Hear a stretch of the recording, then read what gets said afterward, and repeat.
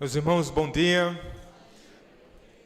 Feliz ano novo. Aqueles que não tiveram conosco aqui no dia 31. Nós, mais um ano e João está com a gente. Vamos lá para o Evangelho de João. João, capítulo 12. Nós vamos ver o finalzinho do capítulo 12, início do capítulo 13, se Deus nos permitir.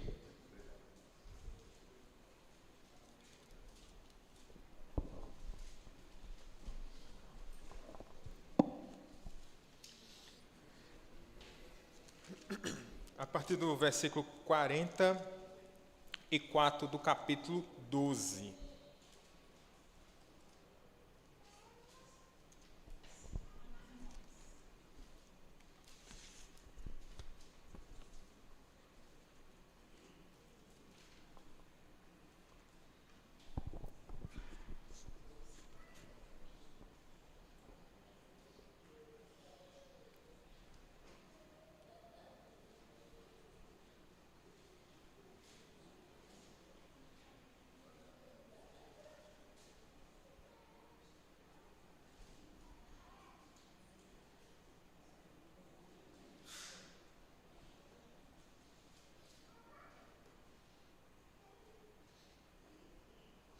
Leiamos, irmãos, de forma alternada. E Jesus clamou, dizendo: quem crê em mim, crê não em mim, mas naquele que me enviou.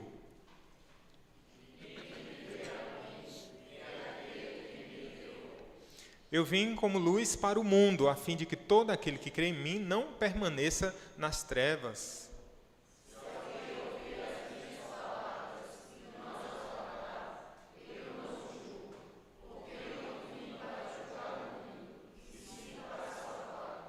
Quem me rejeita e não recebe as minhas palavras, tem quem o julgue. A própria palavra que tenho proferido, essa o julgará no último dia.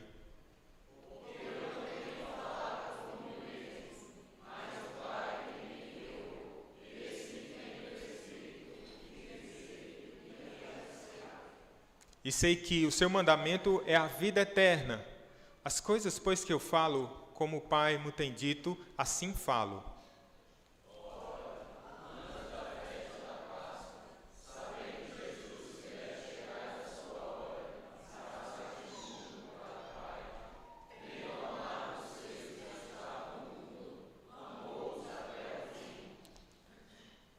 Durante a ceia, tendo já o diabo posto no coração de Judas Iscariotes, filho de Simão, que traísse a Jesus,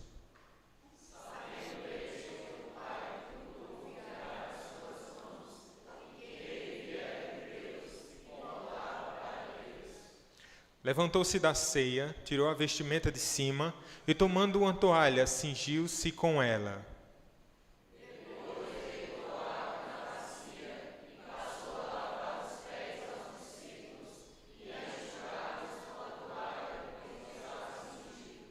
Aproximou-se, pois, de Simão Pedro, e este lhe disse: Senhor, tu me lavas os pés a mim? Respondeu-lhe Jesus: o que eu faço não sabes agora, compreenderás depois. Disse-lhe Pedro: Nunca me lavará os pés. Respondeu-lhe Jesus: Se eu não te lavar, não tens parte comigo.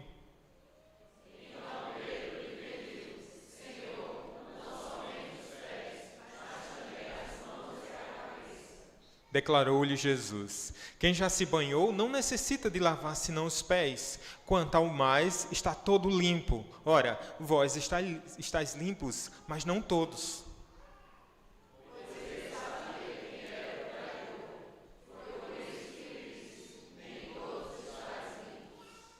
Depois de lhes ter lavado os pés, tomou as vestes e, voltando à mesa, perguntou-lhes: Compreendeis o que vos fiz?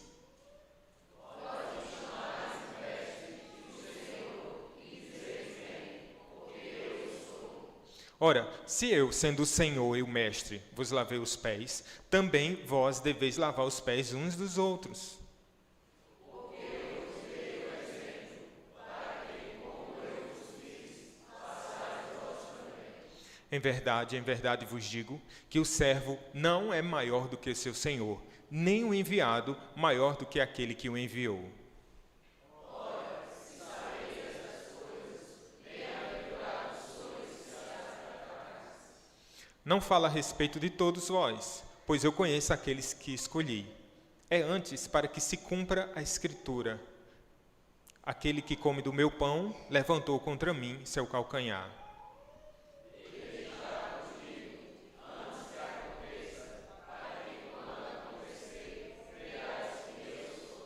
Em verdade vos digo que quem recebe aquele que eu enviar, a mim me recebe. E quem me recebe, recebe aquele que me enviou. Até aqui, meus irmãos, vamos orar. Bendito seja o nome do Senhor, Pai. Obrigado porque mais um ano nós começamos na Tua casa, na Tua presença, junto do Teu povo, Pai. Que seja um ano de crescimento, de edificação, que possamos, Pai, ao fim de mais um ano, mesmo ou a despeito de termos alcançado ou não projetos pessoais ou profissionais ou de qualquer outra ordem, Pai, se ao término desse ano nós estivermos mais parecidos com Jesus, já terá tido grande valia, Senhor, esses meses que o Senhor tem preparado para nós. Que o Senhor, pois, nos admoeste, e nós sabemos que o caminho, Senhor, de nós nos parecermos mais semelhantes a Ti, é por meio de ouvir a Tua palavra, mas não só com os ouvidos, ó Pai, mas com o próprio coração. Que o Teu Espírito, pois, aplique a Sua santa palavra a nós, porque nós precisamos, carecemos de Ti, Senhor. Em nome de Jesus. Amém. Talvez você já tenha, mesmo sem ser um apreciador das artes sacras, talvez você já tenha ouvido falar de um quadro muito famoso chamado A Última Ceia. Ele foi pintado por Leonardo da Vinci, lá no século XV. É interessante que esse quadro ele está num refeitório de um local lá, de uma capela. E esse quadro ele é suntuoso e foi pintado pelo Leonardo por meio de fizeram uma encomenda.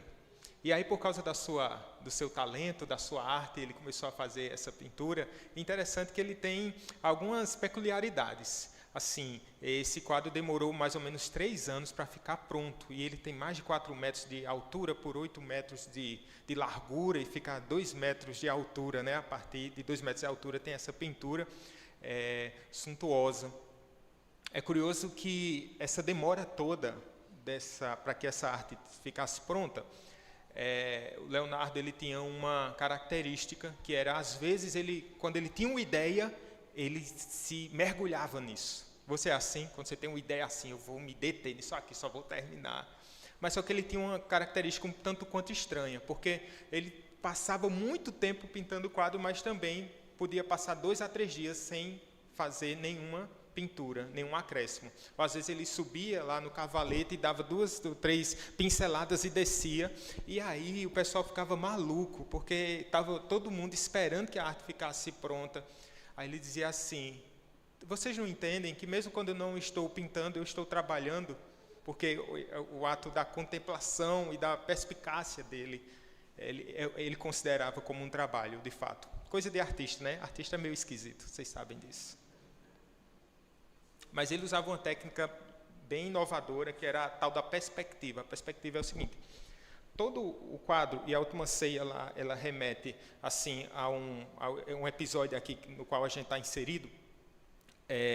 Toda a gravura, toda a arte, ela chamava a atenção para o ápice, para o centro, que era Cristo. Então, é uma técnica utilizada que é a perspectiva. Então, quando você olha para o quadro, todos os olhares, eles remetem para Cristo. Quando a gente está olhando para João aqui, João ele tem umas pinceladas, né? Ele tem uma arte toda peculiar, que é fazer com que Cristo seja engrandecido. Ele começa o livro de João, o seu próprio evangelho, falando do Verbo, o Verbo encarnado. Essa é a grande perspectiva. Tudo que está ali, né, sendo posto para nós, tudo que está aqui sendo posto para nós, ela aponta para a obra maravilhosa de Cristo. Vocês devem ter já entendido, pelo menos um pouco, nós esperamos. Vocês tenham compreendido aqui como é a organização do Evangelho de João. Em linhas gerais, ele coloca lá os 12 primeiros capítulos, né, falando dos sinais, e é o livro dos sinais, e a partir do capítulo 13, o livro da glória. E aí ele começa essa saga de Cristo até o Calvário, até a sua morte, até a sua ressurreição. Então, se você prestou atenção, nós estamos aqui entre o capítulo 12 e o capítulo 13, né? Isso a gente adiantou, na verdade a gente tinha... na nossa proposta, né, teríamos visto essa última parte de João na última aula, mas não deu tempo, mas a gente traz para cá, mas é interessante, porque a gente vai poder contemplar um pouco de cada dessas pinceladas de João. O que é que ele está mostrando para a gente? Olha a estrutura como é interessante. Esse finalzinho aqui do capítulo 12 é uma espécie de prólogo, ou seja, um término, é como se fosse um resumo. Tudo que a gente vai ver aqui, de maneira breve, no final do capítulo 12, é como se você vai lendo, você vai, puxa, eu já vi isso em algum lugar. Foi. Jesus já tratou sobre isso. Todas as ideias, elas estão sendo trazidas à tona novamente, porque essa é uma característica de João, para fazer esse desfecho. Logo no capítulo 13, a gente tem um epílogo, é uma introdução agora do livro da glória, que vai tratar sobre o sofrimento de Cristo. Ora, onde é que isso começa? No cenáculo. Como é que isso começa? Esse serviço dele, que serve aqui como uma metáfora, não é? Do que há de acontecer até o final aqui do seu ministério. Vocês lembram, talvez, que o último discurso de Jesus já foi feito, o público, não é? Finalzinho aqui do capítulo 12, nos versículos anteriores, ele já tratou desse, João mostrando o discurso público de Jesus, o ministério público, e agora é tudo muito restrito, né? É claro que ele está em público ainda, mas o seu tratar agora é mais específico para os discípulos. Então vamos olhar essas pinceladas aqui, e por meio desse falho artista, mas na dependência do Espírito Santo, Deus há de nos iluminar o coração e a mente. Amém, meus irmãos? Vamos lá, eu queria mostrar para vocês aqui, olhando para esse texto, primeira coisa sobre o ensino de Jesus. Depois eu quero caminhar com vocês para a gente perceber o serviço de Jesus. E no final eu quero tratar um pouco sobre o discipulado de Jesus, tá bom? Começando sobre esse ensino, o que é que ele está nos trazendo aqui, de volta à superfície, à tona, aquilo que ele já começou a nos ensinar de maneira tão especial, e para a gente tem sido um privilégio, né, irmãos? Estarmos aqui todos os domingos, visitando o Evangelho de João, então isso vai ficando assim como um amigo. A Bíblia é muito linda, né? Porque quanto mais você está perto dela, mais essa amizade ela vai ficando encorpada, né? E mais a gente vai entendendo e compreendendo. Talvez essa seja um dos grandes benefícios da gente expor um livro completo, ainda que de maneira mais prolongada do que a gente tinha. Eu não vou dizer nem que a gente tinha planejado, né? A gente começou e disse, o Senhor vai nos guiando aqui. Quem é Jesus? Ele fala da sua identidade divina. Crer é uma palavra recorrente no Evangelho de João. Talvez você se lembre, embora talvez você não se lembre de muitos versos e muitos versículos em João, certamente você lembra de João 3,16.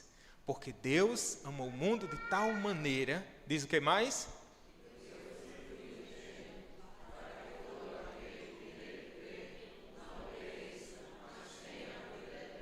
Exatamente, para que todo aquele que nele crê. Se você começar a ler o Evangelho de João, e certamente você vai perceber a recorrência desse termo, crer. Esse é o grande propósito. João, quando termina lá o seu Evangelho, ele vai dizer, qual o propósito da gente ter separado tudo isso através da inspiração do Espírito Santo? É para que vocês creiam. É para que vocês entendam, para que vocês olhem para o Filho de Deus como unigênito, como Salvador, como Redentor. E esse é o grande propósito. Jesus começa aqui com esse clamor, né, dizendo como um apelo, quem crê em mim? Porque a palavra de Deus, o Evangelho, é um clamor do céu à terra, para que os homens se despertem, para que eles possam entender e compreender a palavra eternal, e que assim eles possam ser salvos.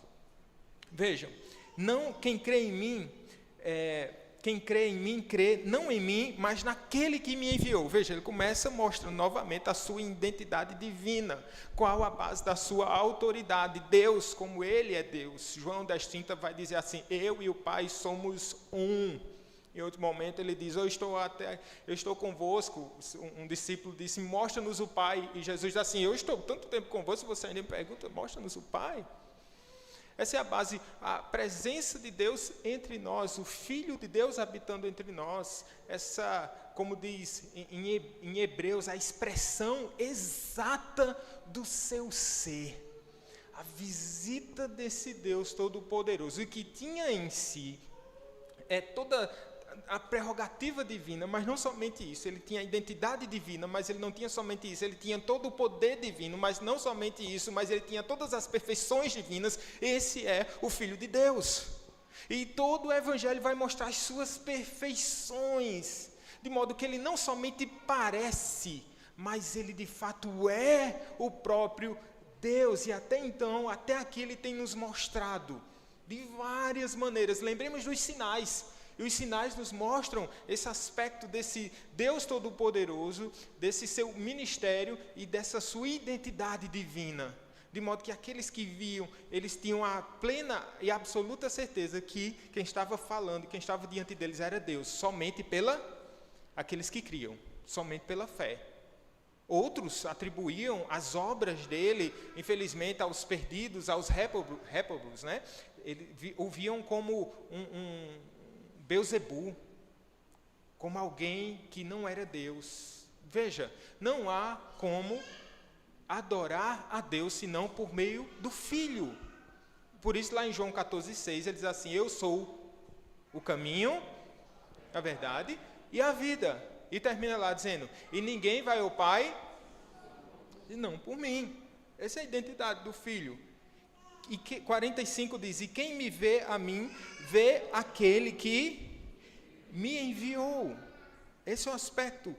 Vocês estão vendo, o ver aqui remete também, não apenas ao campo de visão, não apenas à questão física, mas à questão da fé. Questão da fé. A questão é, eu tenho ouvido falar sobre Jesus, mas eu creio em Jesus? Ou ele é só um quadro pintado? Ou ele de fato é o Filho de Deus? É essa a grande questão. Quando C.S. Lewis vai dizer, o cristianismo puro e simples, diante de Jesus, ou você se prostra perante ele, dizendo que ele é Senhor e Deus, ou você vai chamá-lo de filho do diabo. Porque não há outro caminho, não há um enamorar, não há uma percepção assim, não, ele é um homem com virtudes de perfeição. Ou ele é Senhor da sua vida, ou ele é tudo, ou ele não é nada. Jesus deve ser tudo para nós. Veja, meus irmãos, vejamos, essa sua identidade aqui, nós nos achegamos ao Pai por meio do Filho. Alguém já disse que Jesus é a exegese de Deus. Eu achei isso maravilhoso. Você quer ver Jesus? Jesus é exegese, né? É a revelação do próprio Deus, em todas as suas perfeições. João 1,18 diz: ninguém jamais viu a Deus, o Deus unigênito que está no seio do Pai é quem o revelou. Portanto, rejeitar o Filho significa rejeitar o próprio Pai, o próprio Deus, aquele que nos criou, que nos chamou. De fato, João 8,38 vai dizer que as suas obras, as obras de Jesus, eram as obras do Pai. Então, no verso 46, como vimos, crer no Filho significa ser tirado das trevas. Vamos ver agora, aliás, verso 46. Eu vim como luz para o mundo, a fim de que todo aquele que crê em mim não permaneça nas trevas. Lembremos que a condição natural do homem é uma condição de trevas, de perdição. E qual é a grande obra de Jesus aqui?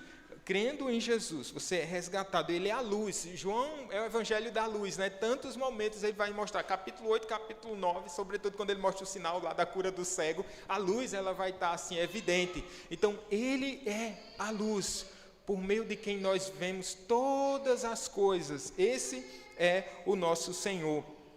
Quem crê em mim, para que aquele que crê em mim não permaneça nas trevas. Por isso, meus irmãos, não faz sentido dizermos que nós conhecemos Jesus e permanecermos nas trevas.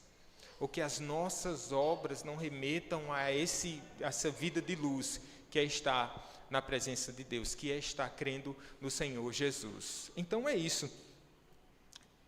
Não permaneça nas trevas.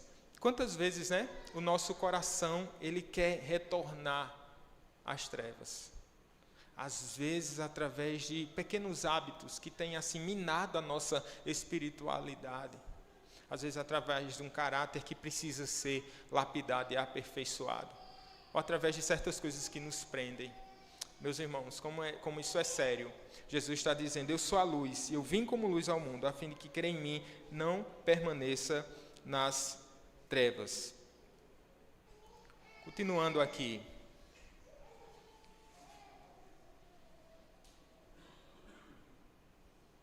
Crê em Jesus, no verso 47 e 48, o que significa?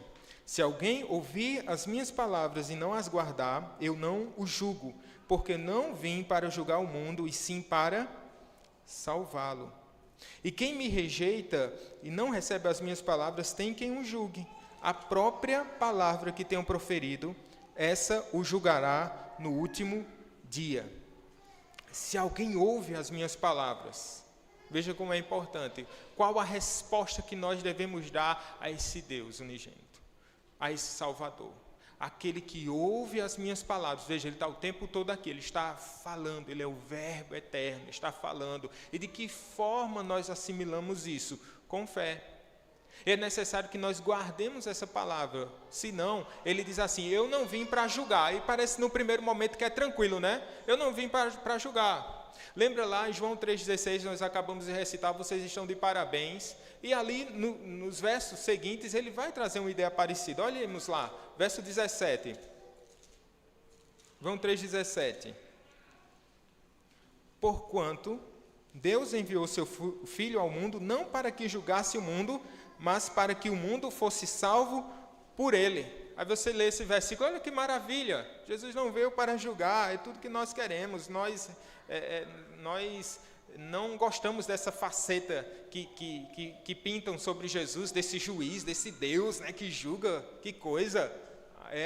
Olha o verso seguinte então, quem nele crê não é julgado, o que não crê já está julgado, porquanto não crê no nome do unigênito Filho de Deus. Ou seja, todo homem ele é responsável por aquilo que ouve da parte do Senhor. E todos nós, se temos esse privilégio aqui, meus irmãos, de ouvirmos mais da palavra de Deus, de entendermos mais da palavra do Senhor, nos tornamos ainda mais responsáveis por aquilo que nós temos ouvido. E aí, voltando para o capítulo 12, quando ele diz, se alguém ouvir as minhas palavras e não as guardar, eu não julgo, porque eu não vim para julgar o mundo, e sim para salvá-lo. De fato, nesse aspecto aqui, desse ministério do Senhor Jesus Cristo, de fato, ele veio para salvar, veio com graça, com misericórdia, proclamando salvação, dando a oportunidade para que os homens se reconciliem com Deus. No entanto, quando chegamos ao verso seguinte, ele diz assim, quem me rejeita e não recebe as minhas palavras, tem quem o julgue. Quem é que vai julgar? A minha própria palavra. A palavra que tenho proferido. Essa o julgará quando? No último dia. Mas ela já tem nos julgado hoje. Ela julga pensamentos, intenções. Mas ela nos julgará no último dia. Imagine só, você tem algum grifo aí na sua Bíblia? Tem gente que usa marca-texto. Quem usa aqui marca-texto? Quem usa a canetinha? Imagine só se no último dia, os grandes juízes assim, abra sua Bíblia. E esses versos que você marcou, quando você abre a Bíblia, diz assim, não adulterarás, não adulterarás. Você pula a página assim, não matarás. E você vai passando na sua Bíblia e todos os versos vão lhe julgando, vão lhe julgando, vão lhe julgando. E o próprio Deus diz, você viu? Mas qual é o grande pecado? Ouve Israel, eu sou o Senhor teu Deus. Ora, você endureceu o seu coração a mim. Esse é o grande ponto. Porque se estamos em Cristo Jesus, nenhuma condenação há. Porque todos os grifos, todos os marca-textos, eles foram cumpridos cabalmente pelo Senhor da glória, Jesus Cristo. É como se nós tivéssemos cumprido também toda a palavra. No entanto, se eu nego a Cristo, toda a lei vai pesar sobre nós. Mas se eu estou em Cristo hoje, eu recebo um bendito convite do Senhor. Vinde a mim, todos vós que estáis cansados, sobrecarregados, e eu vos aliviarei. É a bênção da graça. Por isso, meus irmãos, que Deus nos dê ouvidos para que ouçamos bem da sua parte e nos dê um coração disposto a obedecê-lo, para que caminhemos nessa terra sem nenhum pesar de estarmos andando indignamente, não digo perfeitamente, mas indignamente. E o que é isso? É você pecar deliberadamente. Mas que Cristo nos dê, e Ele tem nos dado do seu Espírito, e nos tem capacitado a viver uma vida de piedade. Amém, meus irmãos? Então,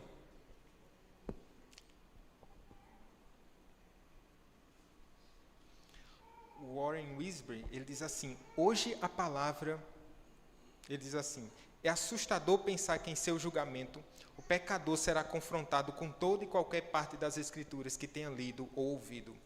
A própria palavra rejeitada se torna-se seu juiz. Isso porque a palavra escrita aponta para o verbo vivo, Jesus Cristo, como nós falamos aqui. Agora vamos para um segundo ponto, o serviço de Jesus. Lembremos lá que a gente terminou o prólogo, né? Aquele finalzinho do livro dos sinais. E aqui a gente entra no capítulo 13, e aqui a gente tem esse epílogo, essa introdução de tudo que vai ser à tona agora, das pinceladas de João até o final. Então, olhemos com atenção. Esse é um discurso de despedida de Jesus. Isso vai até o capítulo 17. João é fabuloso. Os outros sinóticos também são, né? Os sinóticos também são, mas aqui ele tem essa perspectiva diferenciada. Então ele vai, alguém já disse assim, foi Calvino, João Calvino disse assim, que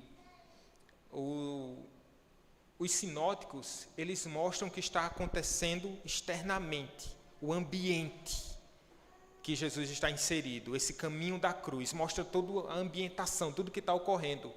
Já João mostra o coração de Jesus. Fantástico isso, né? Mostra o coração de Jesus. O que é que está passando por dentro de Jesus? Então, o que é que ele faz? Capítulo 13. Vamos mostrar o serviço de Jesus. Estava antes da festa da Páscoa, ou seja, volta certamente à quinta-feira. E olha o que diz o verso 1, meus irmãos.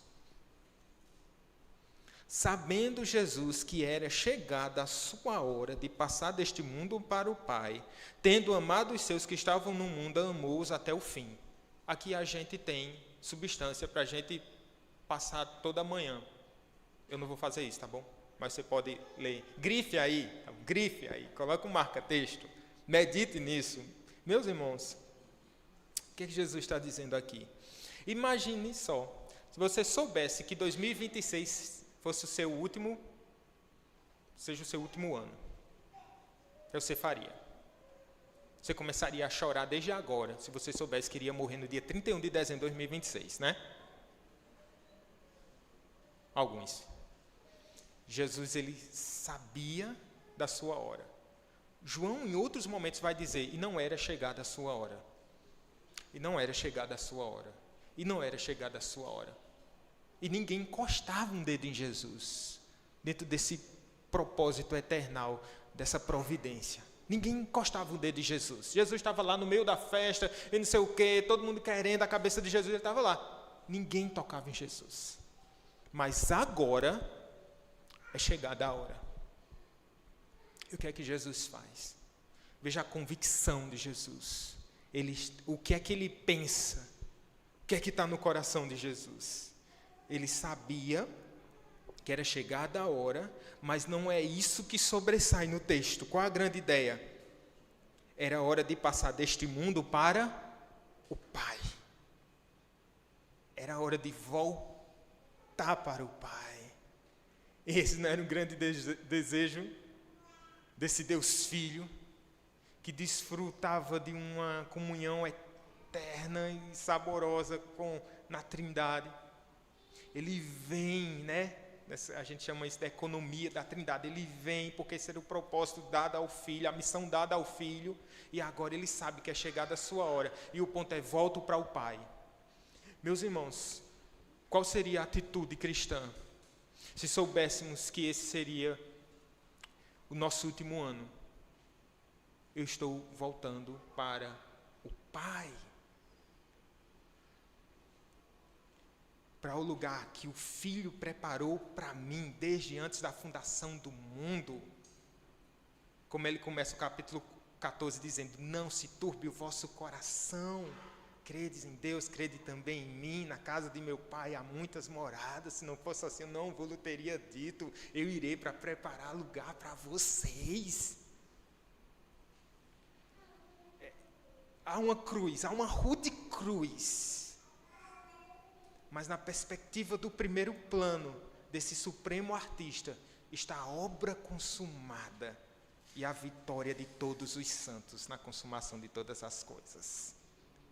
Então essa é a grande vitória de todos os crentes que estão em Jesus Cristo, daqueles que morreram e foram sepultados com Ele, e daqueles que ressurgiram para uma nova vida juntamente com Ele. Amém, meus irmãos? Essa é a nossa esperança. Agora, o que é que ele faz aqui? Chegada a sua hora, ele amou. Tendo amado os seus que estavam no mundo, amou-os até ao fim. Essa é a motivação de Jesus. O amor pelo Pai. O desejo de cumprir a sua obra de redenção. E olhando para os seus em amor. Não é algo automático, mas algo que ele fez de bom grado, em amor. Esse amor que nos constrange, esse amor que nos mostra que ele nos amou primeiro. Isso vai ficar tão evidente aqui, nesse ato do lava-pés que a gente vai começar a falar agora. Então, ele,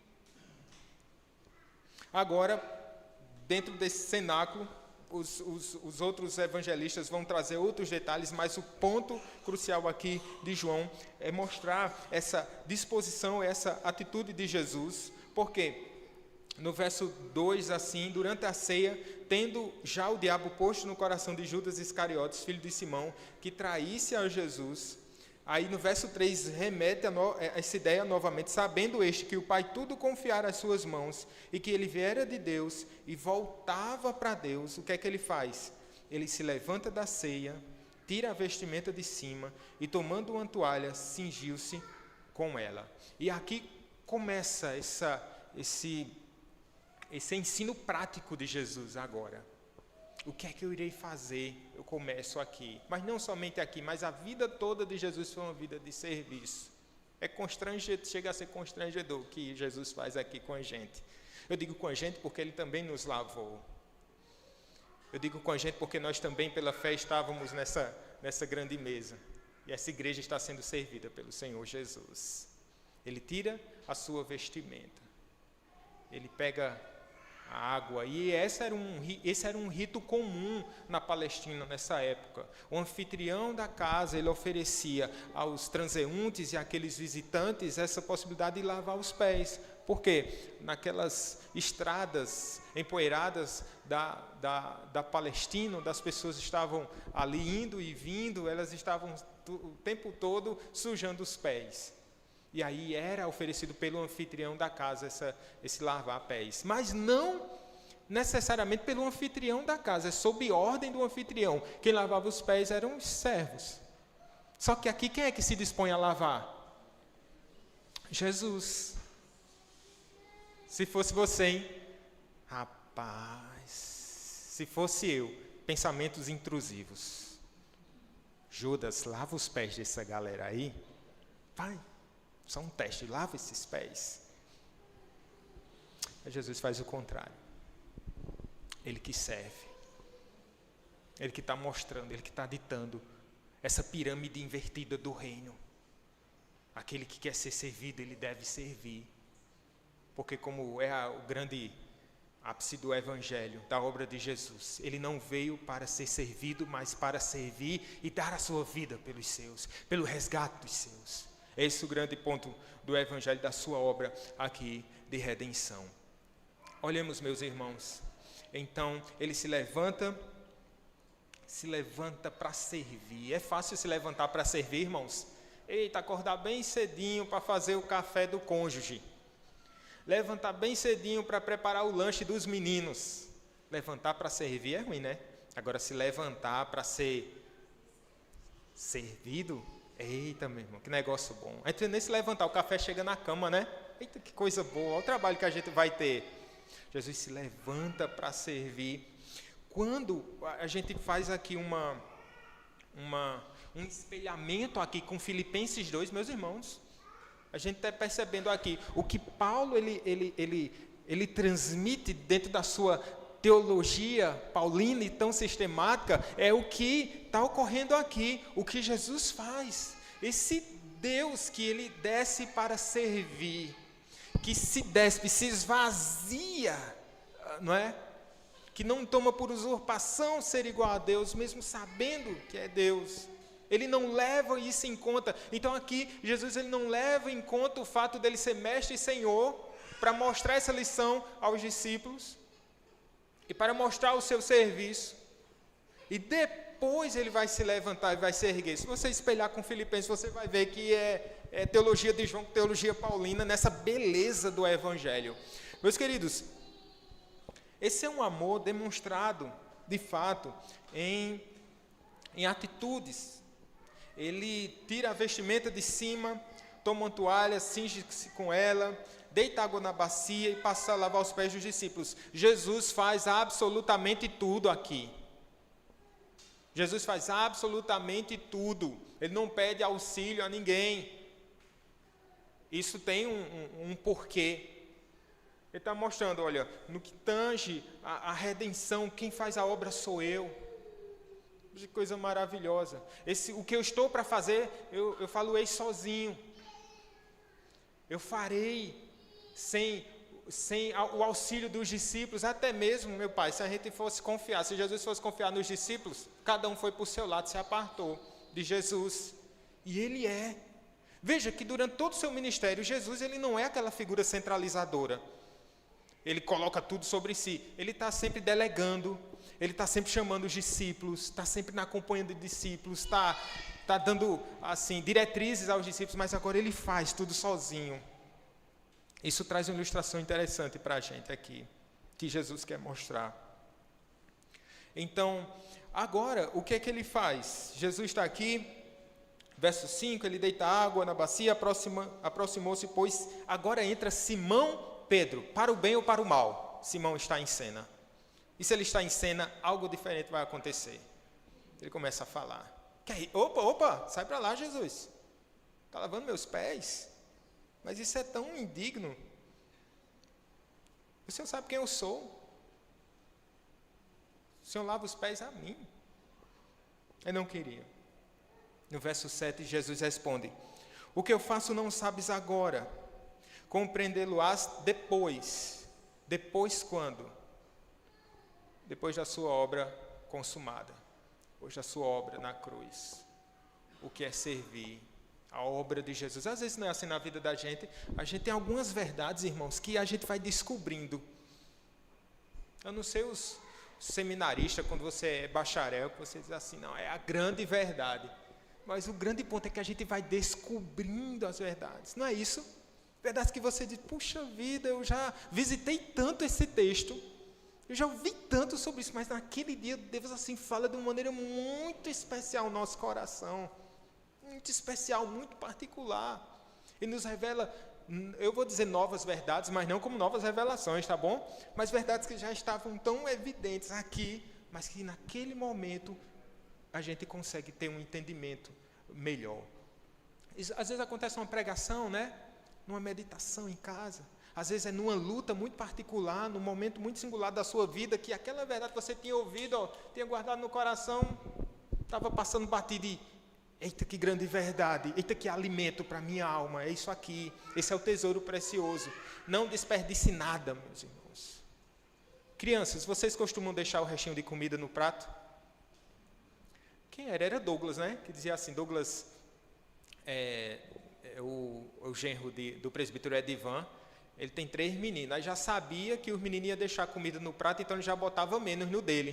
Porque no final ele saía raspando, botando no prato dele. Né? Sabe? Não desperdice nenhuma leitura da Bíblia. Pai, não estou entendendo não. Uma palavra que você entenda. Um versinho que você assim consegue compreender. Então, guarde isso no coração. Isso vai ser um tesouro para a sua vida. Isso vai ser precioso para você. Vai ser e já o é precioso. Onde estamos? Verso 7. O que eu faço não sabes agora, compreendê-lo-ás depois. Disse Pedro de novo, nunca me lavarás os pés. Respondeu-lhe Jesus, se eu não te lavar, não tens parte comigo. Então Pedro lhe pediu, Senhor, não somente os pés, mas também as mãos e a cabeça. Agora ele está exagerando tudo aqui. Pedro é um crente fora da curva. Ele é capaz de nos suscitar raiva. Você já teve raiva de Pedro? E ao mesmo tempo conforto. Quando a gente olha para Pedro, a gente às vezes fica meio furioso, dizendo assim, cala a boca, Pedro. Mas quando a gente se vê em Pedro, e como Cristo trata Pedro, mesmo sendo um crente oscilante, a gente é confortado. E quando a gente olha que Jesus não desistiu de Pedro, eu não sei para você, mas isso é um baita conforto para mim. Mesmo sendo, às vezes, tão lento no entender as grandes verdades, tão lento na vida de piedade, Jesus vai nos conduzindo. Por isso que eu gosto de Pedro. No final das contas, eu acabo amando Pedro. Aí o grande ponto é, Jesus insiste aqui, está dialogando com Pedro. Pedro falando uma besteira. Às vezes com um tom de piedade, né? Não me lave, Senhor, não me lave, não faça isso. Mas a piedade ela é acompanhada de humildade. Essa humildade também, deixar-se ser tratado, deixar-se ser lavado. Isso é um exercício de humildade. Tem crente que se acha tão pronto, né? Eu tenho 30 anos de crente, e aí? Tem o que isso? Não, é porque eu já li a Bíblia, e aí? Não, é porque eu tenho tal cargo. Sim. Nós precisamos de Jesus. Precisamos nos aquedar aos pés de Jesus. Precisamos ser tratados por Jesus. Precisamos ser ensinados por Jesus. Precisamos ser admoestados por Ele. Pedro, você não precisa ser lavado. Calma, Pedro, só precisa os pés. Porque você já foi lavado. Veja como é maravilhoso o ato de redenção, quando o Senhor nos lava e nos purifica dos nossos pecados. E agora o que é que a gente faz? O que é que Jesus faz nesse ato de santificação? Nós precisamos lavar os nossos pés. Sim, cuidado, a Igreja Católica ela tem um rito, né, chamado lava-pés. Parece um ato de humildade, né? Onde o pontífice vai lá e lava, e ninguém lava os pés dele. Que coisa estranha é essa? Não me diga que ele é igual a Jesus. Veja a ideia, cuidado, tá bom? Isso é uma heresia. E aqui não é um sacramento, não está sendo estabelecido um rito, mas um ensino de Jesus. O serviço é de Jesus aqui. O serviço é do nosso Cristo. Observemos, meus irmãos, adiante. A grande pergunta que nós podemos fazer é: já estamos limpos? Se já estamos limpos, devemos preservar a nossa pureza. Como? Através de uma vida de piedade, uma vida de busca pelo Senhor, fugindo do pecado. Fuja para bem longe do pecado. É Apocalipse, né, que vai terminar dizendo assim: aquele que é sujo, se suje mais. Aquele que é limpo, se limpe mais.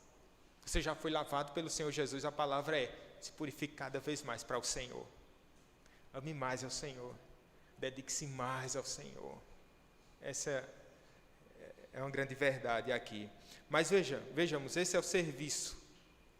O que Jesus está aqui mostrando, como alguém já falou, como uma forma de metáfora, é aquilo que ele vai mostrar. Se Pedro está impressionado aqui, meus irmãos, imagine só, até que ponto esse amor de Jesus, ele vai levar.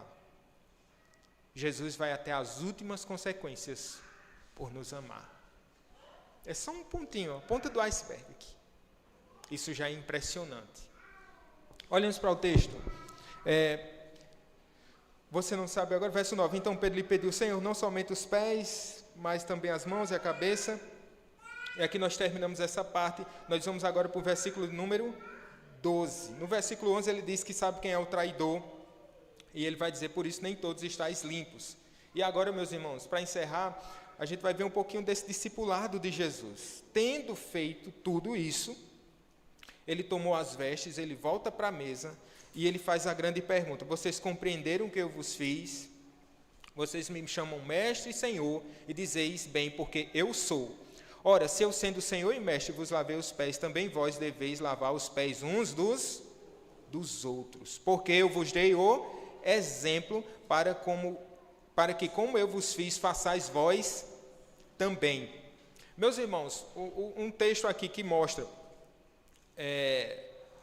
em um dos evangelhos sinóticos, esse episódio não com esses detalhes aqui, é Lucas capítulo 22. E lá em Lucas capítulo 22 vai ter uma treta, vai ter um probleminha lá. Sabe por quê? Porque estava havendo uma briga, eles estavam querendo saber quem era o maior.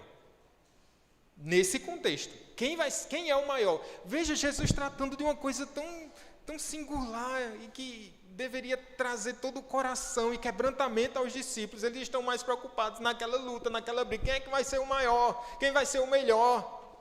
Dentro desse contexto aqui, Jesus está chamando a atenção deles. Se eu sou mestre e senhor e dei o exemplo, vocês devem fazê-lo também. Por quê? O servo ele não deve ser maior do que o seu senhor. O aluno ele não é maior do que o mestre. Ou seja, todas as vezes, meus irmãos, que nós nos orgulhamos, todas as vezes que nós não servimos, nós estamos nos colocando, nos pondo como superiores a Jesus. Essa é a verdade aqui. Esse é o evangelho na prática. Façam da mesma forma. Meus irmãos, como é importante o exemplo, né? Às vezes nós olhamos e nós queremos ensinar os outros sem darmos o exemplo. Faça isso, faça aquilo. Uma espécie de legalismo, um manda-chuva. Mas Jesus, ele sempre faz. E agora com o seu exemplo, ele diz assim, vocês precisam ser humildes. Às vezes o nosso discurso é bom, mas a nossa prática destoa. Façam vocês também. Ele que estabelece o padrão das nossas ações, porque eu vos dei o exemplo. Abram lá em 1 Pedro 5,5.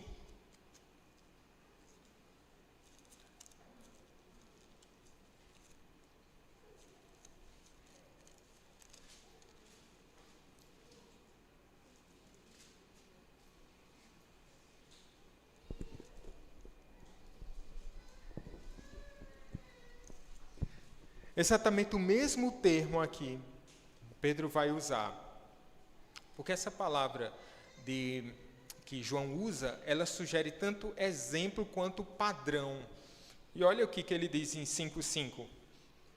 Rogo igualmente aos jovens serem submissos aos que são mais velhos, outros sim no trato de uns com os outros, cingindo-vos de toda humildade, porque Deus resiste aos soberbos, contudo aos humildes concede a sua graça, cingindo-vos. Qual a ideia aqui? Se vestir. É o mesmo termo que ele vai usar, João vai usar. Será que Pedro tinha essa imagem na sua cabeça? O que é servir? É você tirar a sua roupa de vaidade. É você se cingir de Cristo. É vestir-se de Cristo. É essa vestimenta com a qual eu estou apto a servir. Então, verso 17, ele diz assim, ora, voltando, irmãos. Ora, se sabeis estas coisas, bem-aventurados sois se as praticardes. Eis o grande ponto aqui, quando nós pensamos naquilo que nós temos ouvido, e quando nós mostramos isso na prática, é sinal de que fomos lavados. Ser bem-aventurado é ser abençoado por demais, por Deus. É o fato, muitas vezes a gente pensa em receber, né? Aquele que recebe é bem-aventurado, aquele que recebe é abençoado. E aqui Jesus está dizendo, aquele que serve é abençoado. Aquele que serve é bem-aventurado. Veja como a ótica do reino é diferente da ótica do mundo. Agora, meus irmãos, quando ele segue adiante, verso 18, não fala a respeito de todos vós, pois eu conheço aqueles que escolhi, é antes para que se cumpra a escritura, aquele que come do meu pão levantou contra mim seu calcanhar. Ele volta aqui a falar de Judas Iscariotes. E aqui ele traz o Salmo 41, versículo 9, quando ele diz que aquele que come do meu pão levantou contra mim seu calcanhar. No contexto lá de Salmos era Davi falando de um desafeto.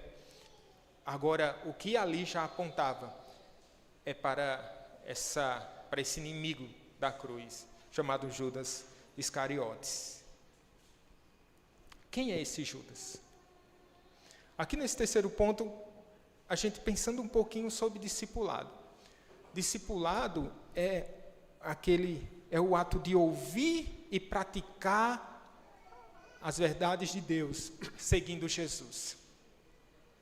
Mas também, meus irmãos, dentro do discipulado, há pessoas que ouvem, mas que elas ouvem, mas elas não são transformadas. Judas estava aqui naquela primeira prateleira, acompanhando Jesus durante 3 anos, ouvindo, vendo todas as coisas ali. No entanto, o texto vai dizer que ele era alguém que não tinha, ele era um traidor, verso 11, né? Sabia quem era o traidor. Traidor, Judas Iscariotes. Quando Leonardo da Vinci estava pintando lá a Última Ceia, ele fez toda a sua obra lá, mas aí, quando ele chegou na caricatura de Judas, ele parou. Ele parou. Porque ele começou a olhar, eu preciso de alguém muito feio ou mal encarado para ser meu modelo, para eu desenhar Judas, para fazer essa caricatura. E Judas ficou lá. E os monges ficaram aperreados, cadê a cabeça de Judas? Cadê Judas? E ele nada de pintar. Então ele foi nos lugares assim, onde havia o maior índice de violência na cidade, em locais assim, onde o pessoal da pesada vivia, lá em Milão, e passou tempo e nada, e daí ele encontrou um camarada lá, e aí ele pinta a caricatura de Judas. Meus irmãos, às vezes entre o povo de Deus, há aqueles que não nasceram de novo, aqueles que dentro do colégio apostólico, aqueles que não ouviam com o coração. Mas, meus queridos irmãos, fica-nos aqui o alerta sincero para as nossas almas, dizendo assim, meu Deus, será que eu te conheci? Ou será que eu ouvi falar sobre ti, Senhor? Será que eu te conheço de verdade? Será que o meu coração foi transformado? Será que as minhas obras, elas demonstram de fato e de verdade alguém que conheceu o Senhor Jesus? Isso é algo que nós precisamos pensar. Talvez essa seja um bom compromisso para o ano de 2026. Qual é o compromisso? Tem que ser o som do meu coração. Se eu ainda não te conheci de verdade, Senhor, quebranta a minha alma. Senhor, meu pai é crente, minha mãe é cristã, os meus amigos são cristãos, mas parece que eu nunca te vi, Senhor. Se assim o é, nós estamos diante de um Deus que Ele transforma corações de pedra em corações de carne, cujo Espírito, quando Ele sopra, é capaz de trazer vida e transformação. Mas talvez você esteja aqui nessa manhã dizendo assim, eu já fui purificado, eu sei, mas meus pés andam tão sujos. E eu pergunto, por onde tu tens andado, irmão? para que seus pés fiquem tão sujos assim. Cuidado com os caminhos. Você tem caminhado, prosseguido. Bem-aventurado é aquele que não anda segundo os conselhos dos ímpios, não se detém do caminho dos pecadores, nem se assenta na roda dos escarnecedores, antes o seu prazer está na lei do Senhor, e na sua lei medita dia e de noite. Qual o seu lugar? Entre os santos de Deus. Qual o seu lugar? Perto da palavra de Deus. Qual o seu lugar? Em oração. Qual o seu lugar? Com o coração perto de Jesus. Ele aquece, Ele transforma, irmãos. Essa é a vida que nós precisamos. Isso deve inquietar a nossa alma. Será que eu tenho vivido um cristianismo tão medíocre, tão na média ou abaixo da média, quando Jesus ele se mostra para nós? E a gente precisa se deleitar nele, conhecer o Senhor e prosseguir em conhecê-lo. E aqui, finalmente, ele está preparando os discípulos e ele vai continuar isso no capítulo 14. Desde já vos digo, antes que aconteça, para que quando acontecer, creais que eu sou.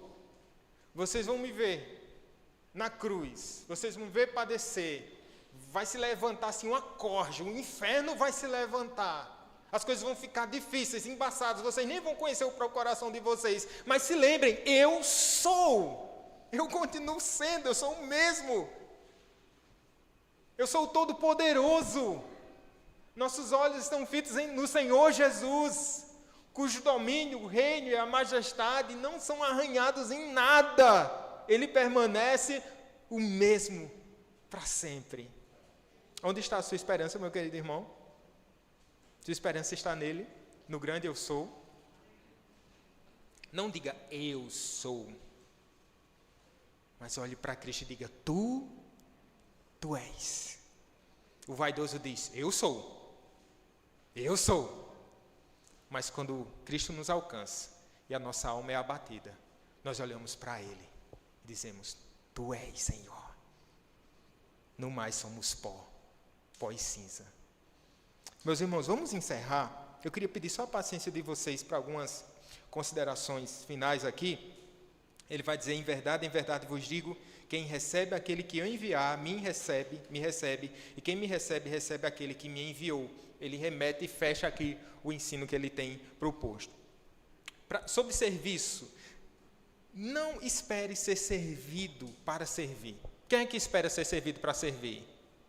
Aquele lance, gentileza, gera gentileza. Não espere ser servido. O cristão, ele se antecipa no serviço. Ele que vai ao encontro do serviço. Por quê? Porque Jesus nos amou. Mesmo quando a gente não serviu o Senhor Jesus. Não sirva somente por obrigação. Eita, a gente pode servir só por obrigação. Eita, é o jeito, é a má vontade, né? Eu vou fazer isso. Tal. Não por obrigação, mas por prazer, quando nós olhamos para o que Jesus fez por nós. Não sirva somente quem está acima de você. É uma tendência nossa, né? Ele está acima de mim, então eu sirvo. Porque eu vou ficar bem na fita. Porque eu faço isso por constrangimento. Viu? Quem tem irmãos aqui? Quem tem irmão aqui? As crianças. Quem tem irmão? Olha aí, ó. Então eu vou direcionar para vocês, irmãos. Né? Diz assim, não, eu obedeço. Não é obedecer, mas eu sirvo só a painho amanhã. Não, irmãos servem um ao outro. Agora, você serve... Não, vou servir ao pastor. Não sirva... Eu ia dizer, sirva a mim não sirva ao pastor Flauber não, sirva ao Senhor Jesus. Esse serviço, ele é mútuo, nós servimos a vocês nos servem, nós servimos uns aos outros, todos nós servimos a Deus. Isso traz saúde para a igreja. Esse é o grande ponto aqui do Evangelho. Sirva quem não merece ser servido. Por quê? Porque se não fosse Cristo, e se Leonardo da Vinci olhasse para você, sabe quem ia para aquela pintura lá?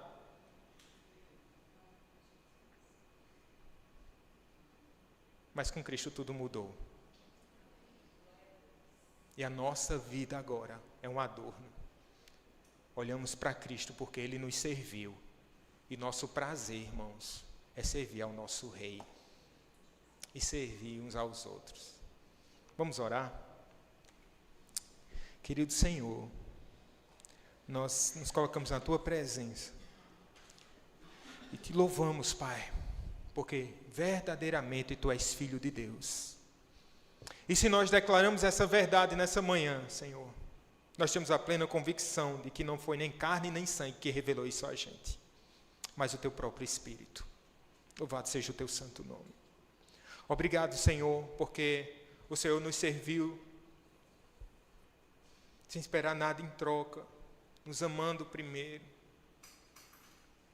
cumprindo essa missão de maneira perfeita. Nós te louvamos, ó Pai, porque o Senhor não desistiu de Pedro, o Senhor não desiste de nós. E a obra que o Senhor começou, o Senhor há de completá-la. Meus irmãos, meu Senhor Jesus, nos ajude, Senhor, porque nós queremos servir os nossos irmãos. E às vezes nem queremos, ó Pai, por causa do nosso coração, nós esperamos ser servidos, ó Pai. Mas que a gente se antecipe no servir, Pai. Que a gente ame o servir. E assim nos lembrando do nosso Senhor Jesus Cristo, que nos deu esse exemplo maravilhoso. O Teu amor nos constrange. E nós queremos, ó Pai, ser constrangidos todos os dias pelo Teu grande amor. Levanta essa igreja, Senhor, uma igreja que Te ame, uma igreja que Te adora, uma igreja, Senhor, que busca a Tua face. Permita-nos, ó Deus, que nós possamos Te conhecer mais, Senhor, em 2026. Que possamos Te servir mais e melhor, Senhor, a despeito das nossas fraquezas. E por meio delas, Senhor, Tu possa nos aperfeiçoar e que o Teu nome seja glorificado. Ó Senhor Deus, nós rogamos a Ti que o Senhor opere salvação no coração daqueles que ainda não Te conhecem nessa manhã. E que o Senhor aperfeiçoe e santifique aqueles que já foram lavados por Ti. Essa é a nossa oração, em nome de Jesus. Amém.